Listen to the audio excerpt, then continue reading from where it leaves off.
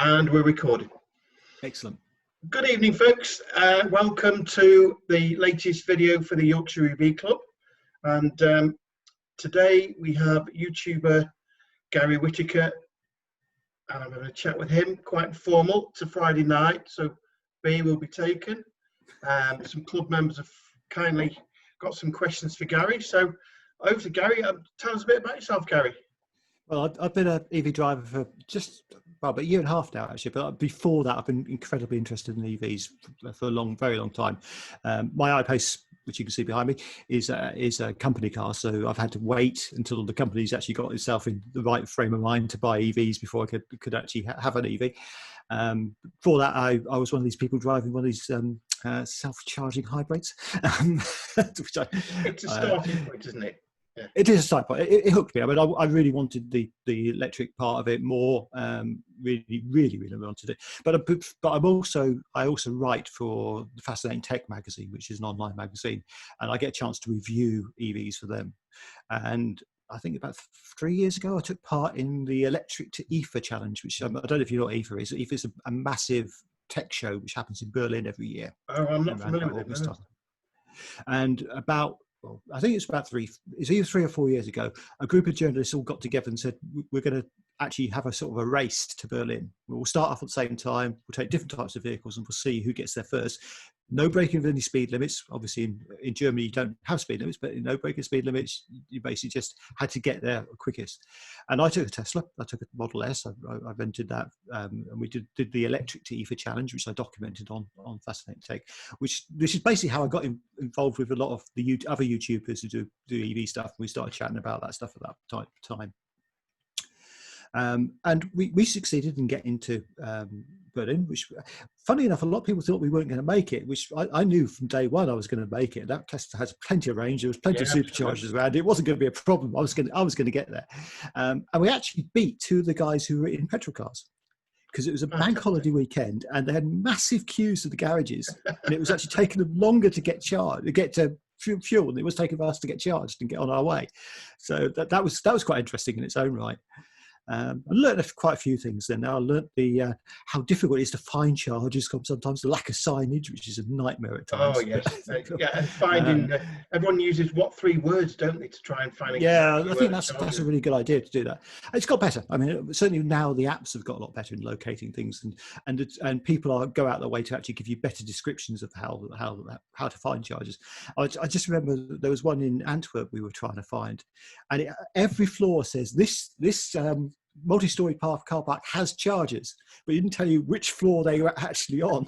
So we went all the way up and all the way down in this massive Model S, which was a big car. I mean, they are big cars, and when you're trying to get around in traditional European car parks, which are not big, they don't allow for big cars. 2-meter width on the entrance is challenging enough. So I've gone all the way up to the top of this multi-story, and then I come all the way back down. I'm really fed up at this point in time. I can't find it, and I just have to look down. And there's a bit which is sort of marked as private parking, but the chargers are actually down there, but no signage to find them. So I did finally get a charge, but that worked really well. And I knew from that onwards, I could live with an electric car. I just had to find the right electric car for me. I had some issues, some challenges, because I live in a flat. I don't have electric charging at home. I can't get power to my garage, so there's no way I can actually have a charger. So I had to work out what I could actually charge locally, which almost discounted a Tesla, because I didn't have any rapid charging near me on superchargers. Any nearest superchargers is about 100 miles away from where I am, or was at the time. It's not one's closer now. But there were CCS chargers around, and Peterborough Council was very advanced in terms of getting electric vehicles as well. So there's a lot of Type 2 chargers in Peterborough City Centre as well. So that gave me options as well. I'm also very lucky. There's 2 NGD chargers in Peterborough, which are almost always on free vend, so that makes my bills incredibly cheap. So I knew that, and I knew that's what I wanted. I looked at Teslas, and at the time of the Model 3 wasn't out. The S was too long for my garage, which is another challenge in the UK. A lot of times garages are quite short, so it wouldn't. And I had to garage it. I've got where I live. The rule is you have to put it in your garage. So I couldn't physically get one of those in. So I started looking around, and then the I-Pace popped up on the radar. I'd seen it. As I say, I do press, so I'd seen it at one of the Cenix events, the low carbon vehicle events they hold every year. Familiar with that. And I'd seen the undercarriage of it before I saw the actual car, because they'd shown off the sort of the internals and electric. And I knew it was going to be a proper EV. I knew it was going to have motors on each corner, and it's going to have. I think for me, the first time I saw an I-Pace other than in videos was last year's Fully Charged. They had one out the front, the Fully Charged festival, and I just fell in love with it. It's beautiful. I just think I said to the woman, she smiled at me. I said, "This is an absolutely gorgeous car." And I'm not the kind of person who raves about cars, really. I'm a pretty functional, logical kind of guy. But the one look at the curves in the interior, and me and the wife just sort of smiled and just thought, "Oh, these are a beautiful car. They really are typical Jaguar, really." And you know, Jaguar is a byword for quality and luxury, and the I-Pace just screams that when you look at it. It does. Well, I'm not going to disagree with that, am I? Self-reinforcement bias going on here, but I love the I-Pace. It's a gorgeous car to drive. I mean, so I knew I was quite interested in the I-Pace, but I wasn't totally committed to that. I knew there were other cars coming out which might be quite good for me, certainly cheaper cars as well. And I have quite a lot of influence over the company in terms of what it chooses for me in terms of cars. So I knew there were things like the Kona out there as well, which was longer range and would probably work quite well for me. It was shorter, would have got in the garage, but that was on such a long lead time at the time. And even though the I-Pace was on a long lead time, the Kona was way out there. They were really holding back, and they were claiming battery issues for so long, weren't they? Yeah, we can't get the batteries. Yeah. And so I knew that the I-Pace was coming. I put a deposit down fairly early on, just to hold one. Well, at least the company did put a deposit down to hold one. But we knew we were going to do business contact hire, so that deposit was just going to go towards that eventually on it. But so I then got invited to one of the Jaguar Performance events at Milford Proving Grounds. And that just sold it.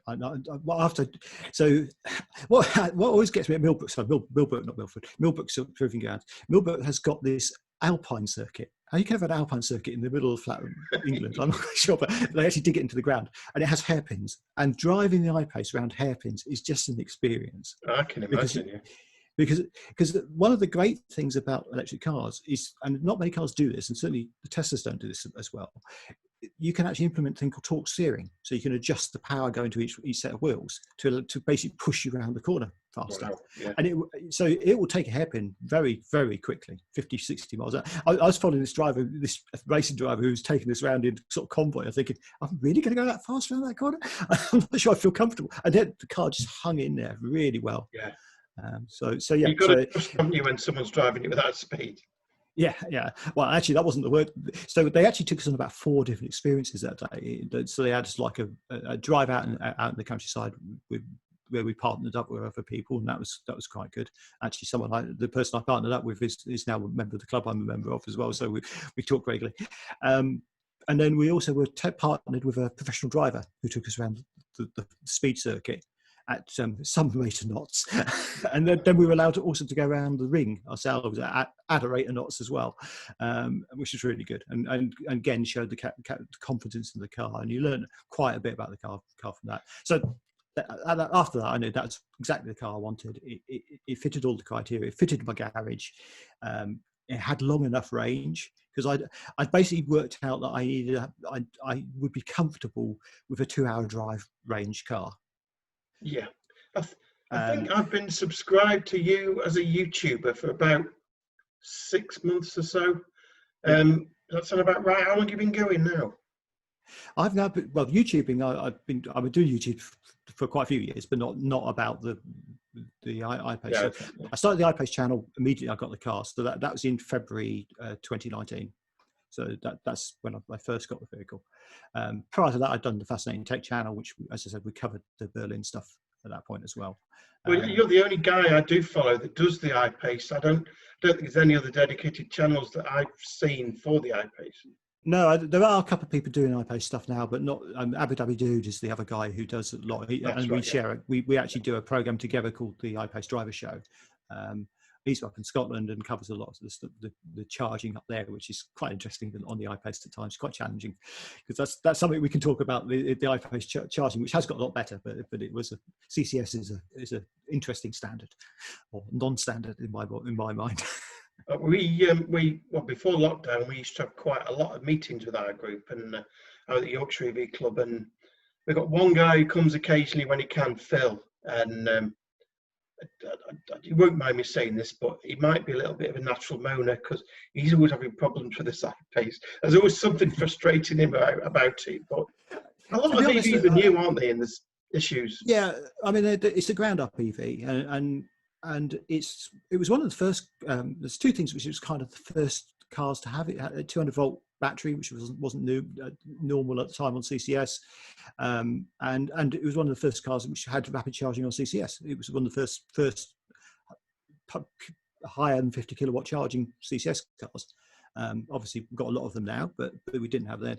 So when it went out and started charging on a lot of electric chargers, EVSEs, we started finding problems. And I know Phil's had quite a few problems with chargers over the years. Yeah. I mean, they have put an update in it. We've had several updates. The I-Pace gets both over-the-air and dealer updates, and they haven't quite got that as nice as some of the other manufacturers have got in terms of, certainly not Tesla have got in terms of the over-the-air updates, but it's got a lot better recently. And at the end of last year, there were a set of updates, the H264 and H280 updates, which did two pretty serious things. Firstly, they gave us more range, which is nice to be able to getting 20 miles more range very easily. And that actually came about, I don't know if you've seen, but they could have just cancelled it, which I think is a great shame, but there was a Jaguar I-Pace race series. They did the I-Trophy. Yes, I did see some of that, which accompanied the E-Trophy, the Formula E race. I like the Formula E, and I've seen the pre-race, yeah. So, but they actually learned a lot from that racing in terms of how to increase the range of the cars, because they were trying to squeeze the battery life on them all the way, and actually pass that on to us. And we got that as a dealer visit update. But that gave us the range, but it also did some tweaking to the way CCS charging was working. And since that, I've had a lot more reliability on chargers. Some of them still don't work. Ecotricity, as we probably won't talk about, but they very rarely work for us. Well, I've got a Renault Zoe, so don't talk to me about chargers, because they hate handshaking. They're not very friendly cars. They won't handshake with anything without a fuss. So which Zoe have you got? Is it the one with the rapid charging, or the Q motor? Yeah, So you've got that 43 kilowatt stuff, which is rare and also challenging at times. I borrowed. Yeah, so I borrowed a Zoe for last year's EV festival because my I-Pace. Yeah, I think I remember seeing your video actually. Yeah. So I was busy having my I-Pace had been recovered not so long before from having a problem charging on a CCS, which is what the H280 fixed eventually. But am I getting this right? Was it yourself who had some lag on a camera that caused you an issue? Yes. Yeah, that was very early on. So the one of the complaints, there's several complaints about the I-Pace over time, which had been the entertainment system initially was quite laggy. They'd used the same entertainment system they'd used on virtually all the other vehicles. They had primarily Land Rover, actually, the dual control stuff, which comes from the Land Rover side of things. And they plugged the EV stuff into it, and I think it's just struggled to keep up with it. The processor speed wasn't quite good enough for all the new EV information that was getting thrown at it, particularly stuff feeding into the navigation system. And I think they've tweaked that a lot. But one of the things which used to happen because of the way they processed it was the reversing camera was being fed through all the processing to be shown on the screen rather than sort of direct. And there was sometimes a really significant lag. And I got caught by that. I was reversing. I thought I had tons of room, but I just reversed straight into a lamppost. It was because on the screen it looked like it had tons of room.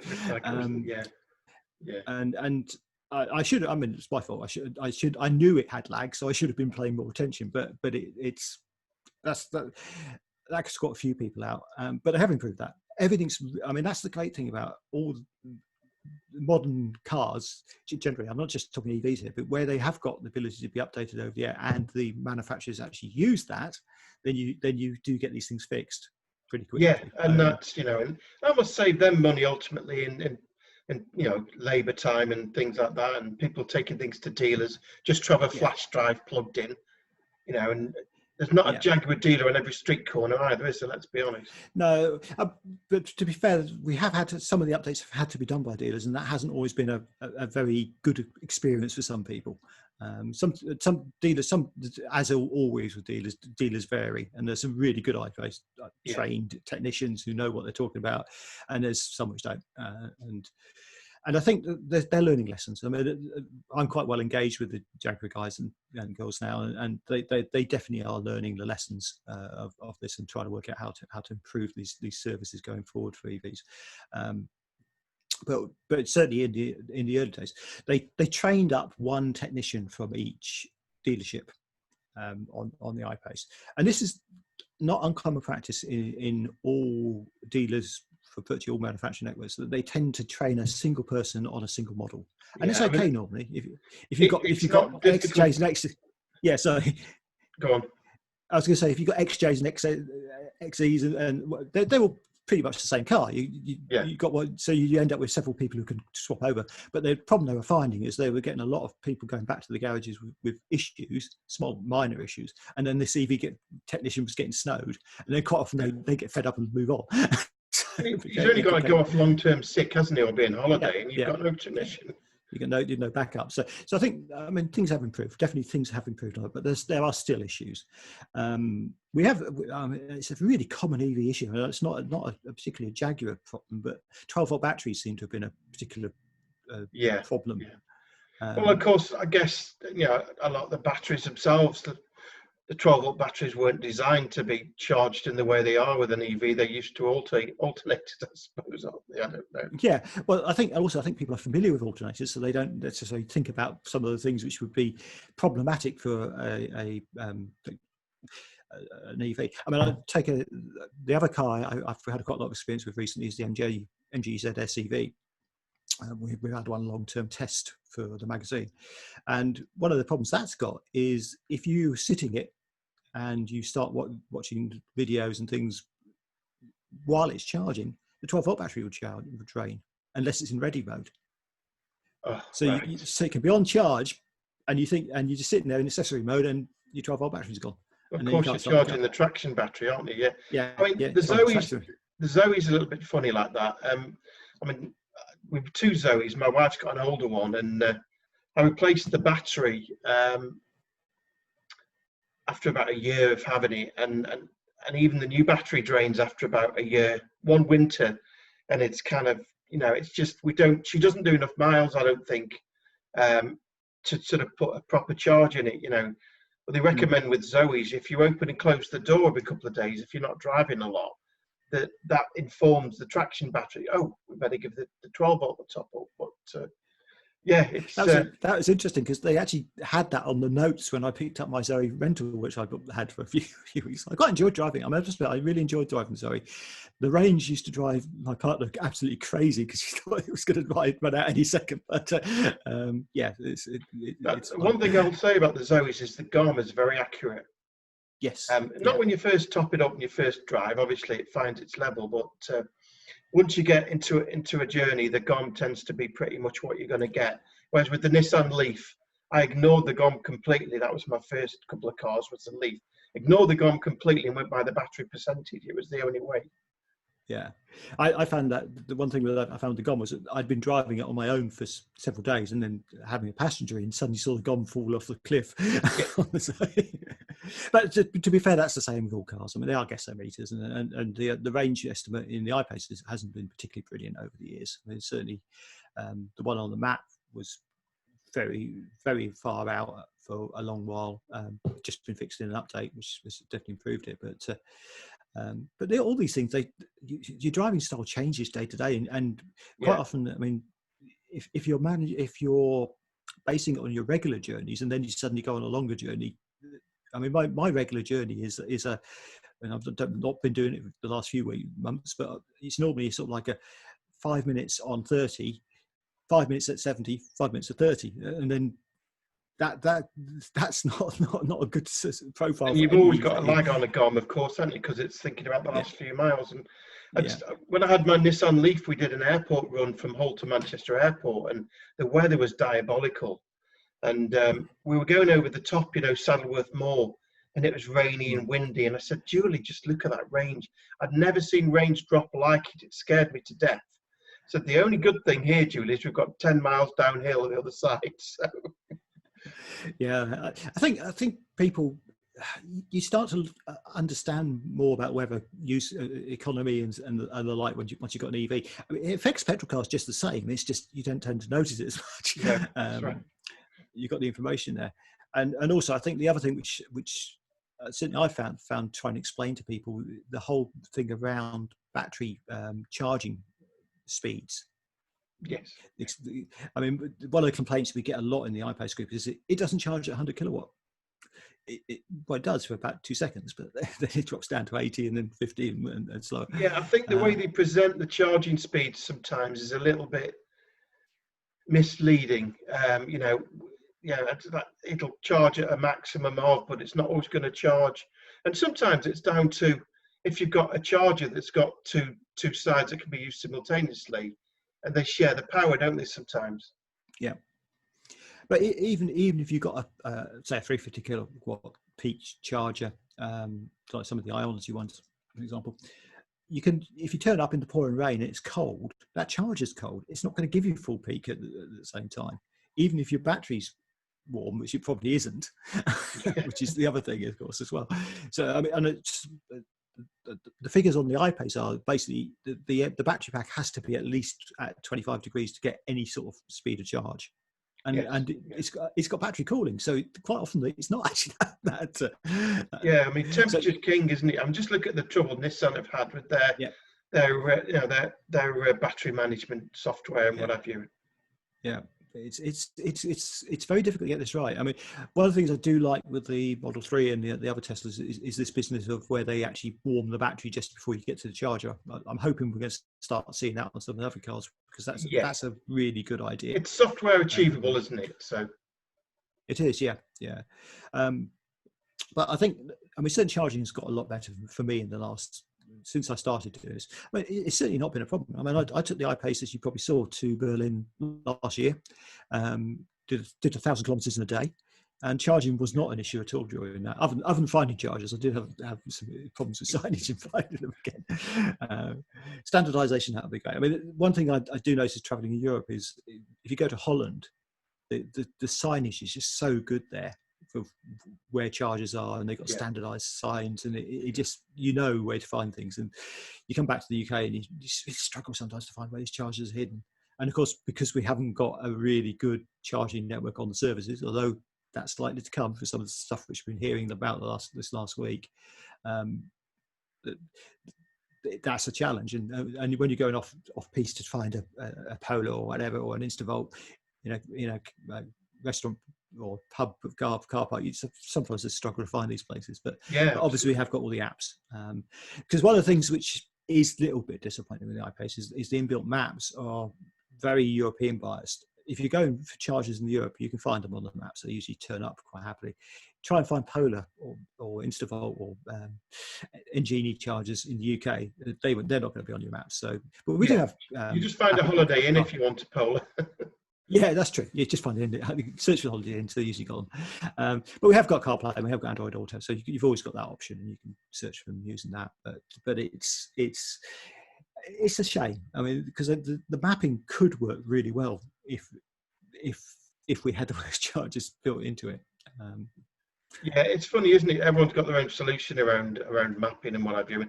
I tend to use my car's sat nav for broadly getting me there, and then as soon as I get anywhere near destination, I pull over, put my phone in a cradle, and use Google, because it just tends to be that bit more accurate. Yeah. Well, or using one of the tools like ABBRP or ZapMap or ZapMap's route plan is good. I quite like WhatsApp at the moment. I think that's got some the new stuff they've got on there with is looking pretty cool as well. And ABRP is my favourite one for Europe. I'm a bit behind on WhatsApp, because it's it was on Apple first, and I'm an Android user, and I didn't get it in Yeah. the outset. But from what I've seen, it's a very good app indeed. Yeah. Yeah, it definitely is. The visualization of where charges are is very good on it, and the fact it's you can just basically set a route and it will give you all the charges on the route, so you can sort of see where you're getting to. It's really good. Although, But I mean, the one go one I'm particularly like look where it's going at the moment is ABRP, Better Route Planner. That seems to have. I think once they get the feeds for the UK in there as well, that's going to be a very powerful app for that. I mean, I use it all the time when I'm going through Europe because it's so accurate on usage and what charge you're going to arrive with, and also how long it's going to take you to charge when you get there. It seems to be able to guess that really well as well. That is a useful tool for sure. Yeah. But I did notice, speaking of Polar, that the Charger Master have a fairly new app out. I've just downloaded that today. Yeah, so it's really it's basically replacing both the traditional Polar app and the Polar Instant app into one combined app. It's in beta. It's basically a beta at the moment. It's not finished, and it does has some flaws at the moment, which they're really working hard to fix. But I like the idea. I think it's getting rid of having to have two separate apps if you're on Instant or if you're on the Polar subscription. I'm a subscriber, so I've used both because I never used to be. So yeah, I've got both apps, but yeah, that is a good idea to combine the two for sure. And I think they'll have a lot of really good stuff which isn't in the current app. In that should be good. It's good to see. I mean, when you compare their app with some of the other charge companies' apps, they are a little bit behind at the moment, and they need to sort that out. The Shell one was diabolical. I don't know if they've improved it. Yeah, there's a lot. There's a lot of really bad apps out there as well. Yeah, Pod Point's a little. Unfortunately, we'd have to use most of them. Yeah. I mean, I also obviously one of the big issues with apps is the communication problems as well. I mean, I was up your neck of the wood at Leeds Skelton a couple of weeks back and couldn't get any phone signal at all. So I couldn't start. Fortunately, I was using Ionity, but I wouldn't have been able to start the Ionities using the app because I couldn't get phone signal to use it. So I was able to use my Mangal card, which I've got to start the charge, which is good because I needed to top up, so that actually worked out quite efficiently, quite effectively on pricing as well. Good. I suppose I'd better get onto my members' questions, else I'll be strong. Yep, sure. Sounds good. They'll kill me if I don't ask questions. So, so this one from one of my admins called John Timmins. Let's put, given the new EVs coming out, would you still buy an I-Pace over those vehicles? Also, were you disappointed about the news of the XJ? I am disappointed. I'll go take the second part of that. Yeah, the XJ is disappointing. I've got a feeling that's not all the full story on the XJ, and we'll see more about that later. I wouldn't have bought an XJ though, because it's not my style of car. I'd like a liftback and a hatchback, and I would have preferred that. I mean, I've actually thought about this quite a bit because would I buy another? At the moment, I probably would buy another I-Pace. I think the next year model year's got all the fixes I wanted in this one. Slightly faster charging on AC, and the better navigation system. And I haven't found a better handling car. There are cars out there now which challenge it. I mean, the Polestar is definitely an interesting car because of the price comparison and all that, and it's very. I mean, I think. Johnny Smith was probably spot on when he started comparing that with the I-Pace in his recent review, because it is the closest thing I've seen to an I-Pace in the way it works. I'm not quite so sold on the styling of the Polestar, but I think that when they bring the Polestar 3 out, that might be a really interesting car for that. There's a few others coming out. So. Martin Lee's always loved the Polestar, hasn't he? He's always been raving about it since day one. Yeah. I mean, Polestar's a great car. I mean, I think looking at it, I think it's got a lot going for it.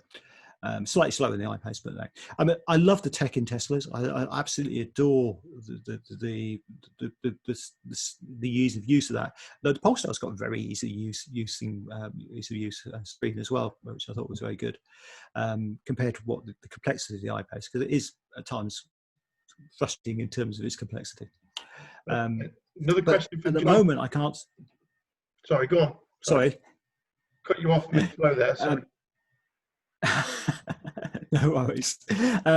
Yeah, so I don't see a car out there at the moment which would work for me, because I've still got the same restrictions I had. The length for the car is important, so I couldn't get a Model S, which is probably the closest thing I could think of in terms of comfort, size, in terms of stripes. But then again, there's a difference between the way Tesla performance is and I-Pace performance is. Tesla's performance is very much straight line, great, fantastic, amazing to have experience. I-Pace is way better around corners, and for the country roads around mine, I think that's what I want to have. But I'm still struggling to find anything which actually fits that criteria. But there are a few others out there. I mean, I'm very tempted to look at the new MG when it comes out, the E-Motion. I think that would be a cracking car, a sports car. So we'll see that how that happens. So another question from John. He says, "Do you actually use the engine noise feature when driving?" No.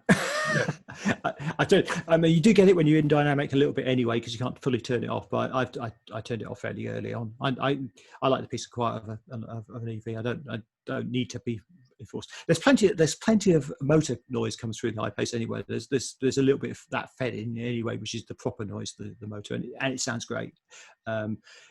Hearing the regen is good on it. I think that gives you a real sense that you're going to slow down. Right. But I don't use the artificial sound there.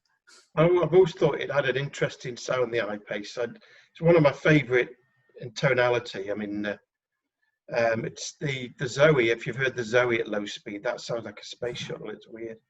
It does. Weird drone. Yep. Yeah.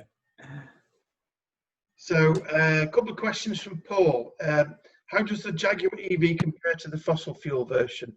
I guess that depends if you've driven a fossil fuel version. I had a current XJ on loan when my I-Pace was in, and also had a Range Rover Discovery, but the XJ is probably the closest one. Chalk and cheese. I mean, the I-Pace is like the future. The XJ is like the past. It's just there's no comparison. I mean, I don't think anybody who's driven a performance EV would ever go back to a petrol car or diesel car. There's totally no comparison. The fact you've got that torque across the whole speed range is just incredible. I describe it quite often as being like a bumper car. The takeoff of the I-Pace, it's just you put your foot down and you're launched, and you really are launched. It's not as quick in the straight line as some of the Teslas are. I actually think they may be too quick for me, because my reaction times may not be as good as that. But it's certainly very, very quick. And comparing it with even the top of the range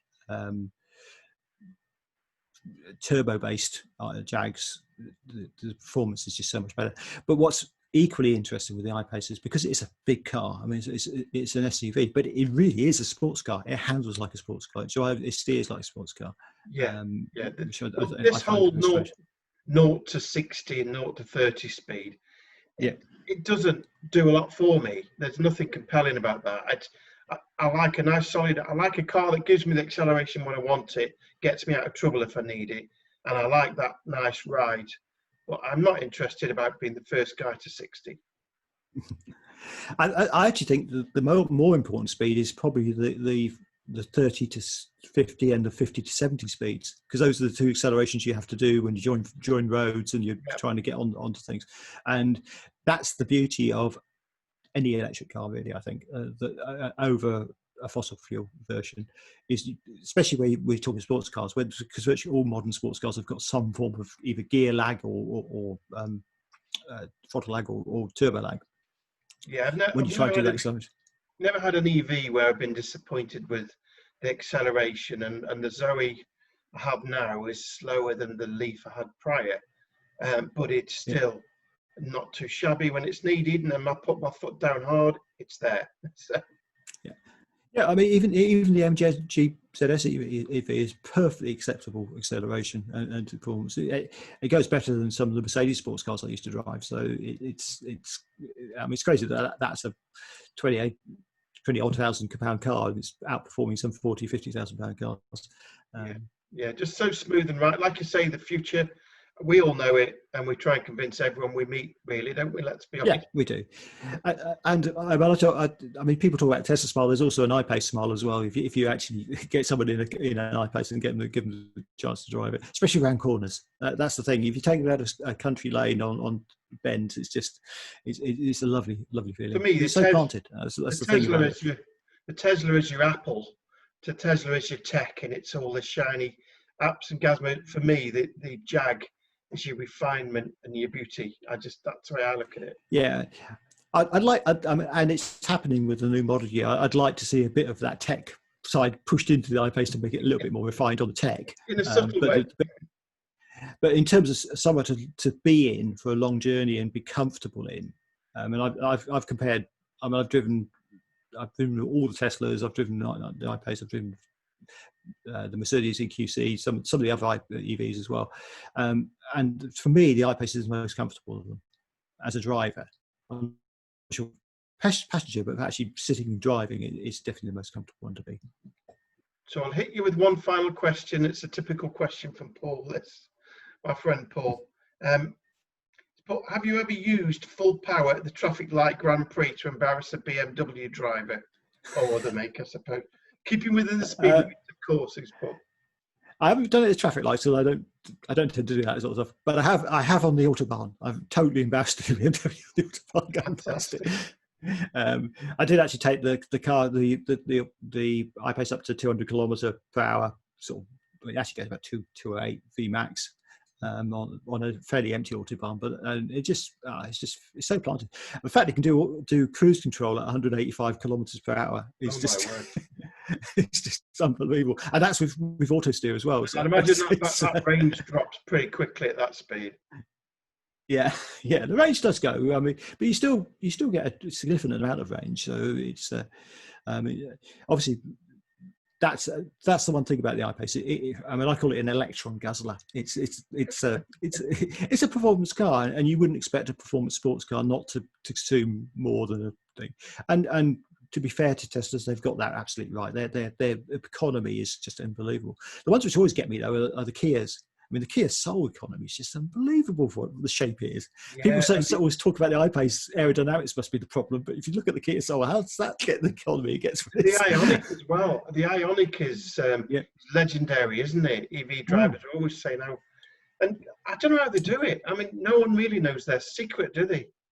It must be battery or motor management or something which they're doing under the skin, because it's not. I mean, the Ioniq is a slippery car. I mean, I can see the economy from the aerodynamics there. It's not the most aerodynamic thing you've ever seen, is it? It's not groundbreakingly sleek. No, it's not groundbreaking, but it's slippery. But the Kia Soul, you look at it and you think, how can that possibly be aerodynamic? It's a bit like the ZSEV. I'm going to offend them all now, but it's a brick. It's a brick going through the air. And, you know, it's got to have a drag factor. Yes. When we first had the Jag come out and people saw the economy on it, which the consumption is high. I mean, it definitely is high. Compare it to a Model S, it's significant. And it's always about, why did they put the grille on there? Why? But the grille actually is one of the most aerodynamic parts of the I-Pace. It's got an airflow through it, which actually goes over the roof, over the top of the car, back down the back, and holds it on the ground. And that actually contributes to its economy. So that's not the problem. I mean, it's a big car, it's a weighty car, and it's got a lot of tech going on with its handling, which I think is actually contributing to the slight lack of economy, which it's a trade I'm quite happy to take, to be honest. I think that's the key with a lot of these things these days. There's so much about the software that's working behind the scenes and tweaking a million things a minute that we don't even know about. The engineers have been working for hours, and you can just imagine some guy getting home for the weekend and he's just worked out that one little software tweak that will improve the car by, I don't know, 1/10 of a kilowatt hour or whatever. And it's just like, there must be a lot of effort gone into all of this. Yeah, well, it's like I was saying about the gaining the range on the car earlier. The fact that they did that by tweaking the power distribution between the front and rear wheels to some extent, it's just like that sort of thing. You wonder how they think about that and work out how that's going to work, and the testing which was going to that as well is crazy. Yeah, fantastic. I think that's probably about it. That's Friday. It's a Friday night. It's 3/4 of an hour. You probably want to sit down and watch a film, have a glass of wine. So thank you ever so much for all your time. It's really lovely to talk to you. No problem. I thoroughly enjoyed it. It's nice to be on this side of the interview for once. I'll look forward to seeing you, buying you a coffee or a beer or something at Fully Charged next year. Yeah, there's definitely that. I say that to a lot of people. It's going to be good to see people in person again. So when is the next video dropping? Do you know? And do you know what subject it's going to be? For my one, yeah. So I'm doing this interview series at the moment, which is I do every year at Fully Charged. I go and interview the great and the good of the EV world and see what the state of the EV community is at the moment.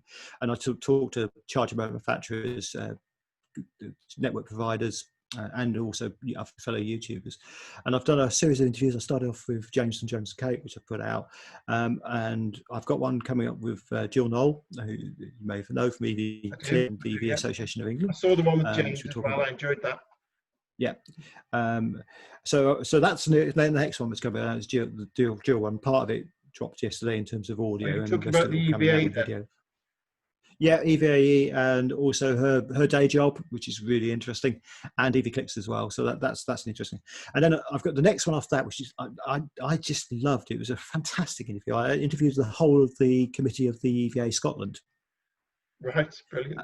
And that was fascinating, learning about some of the challenges they've had to overcome, and I learned a lot about chargers as well, because one of the guys on there knows an awful lot about the behind-the-scenes stuff going on with the power network. So that's really good. And that will be coming out in a couple of weeks, because there's a lot of editing to do on that. We're supposed to have a half-hour chat, and I think it went on for about an hour and a half. So it was really good. I have to admit that, I was talking to some of those people myself at the last year's Electric Vehicle Festival. And they gave me this professional pack that they give to their members, and our casual little club, we're such a scruffy perverts.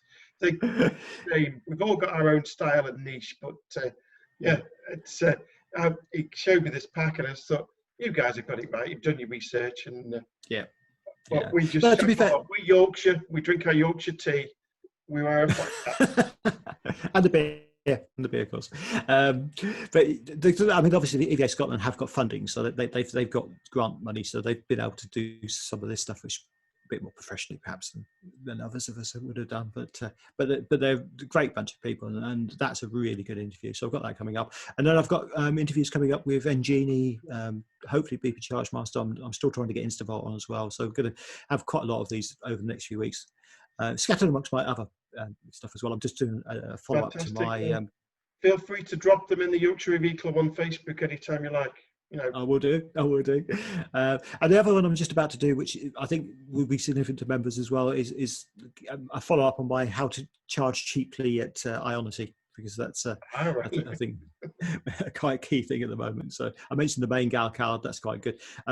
One trick which your members may like to know is that it doesn't appear you have to have a Jaguar to use the Jaguar public charging app, which at the moment is the only fixed rate charging you can get on Ionity. Right. Okay. So that little nugget they can pick up from this video. Fantastic. Thank you. Yeah. Okay. Brilliant. Enjoy the rest of your Friday night. Thanks ever so much. You take care. I look forward to your video. Okay. Take care, Gary. Bye. Take care. Bye.